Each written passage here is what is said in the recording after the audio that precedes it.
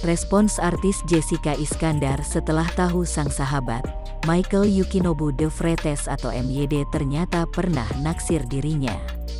Hal tersebut disampaikan dalam video yang diunggah di kanal YouTube Cumi Cumi, Senin tanggal 22 Maret tahun 2021.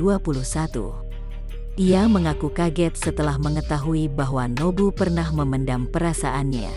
Lantaran menurut Jedar, panggilan akrab Jessica Iskandar, ia dan Nobu hanya berteman. Pun Jessica Iskandar merasa senang memiliki teman yang bisa tertawa bersama hingga saling bertukar cerita. Ia kaget, maksudnya kan selama ini aku pikir kita temenan aja. Gak tahu nanti abis ini dia mau aku becandain aja paling, mau aku ledekin, kata Jessica Iskandar. Meski begitu, Jessica Iskandar menerangkan belum ada rencana untuk mempunyai pasangan baru. Kalau aku sih saat ini aku nggak berpikir untuk memiliki pasangan baru.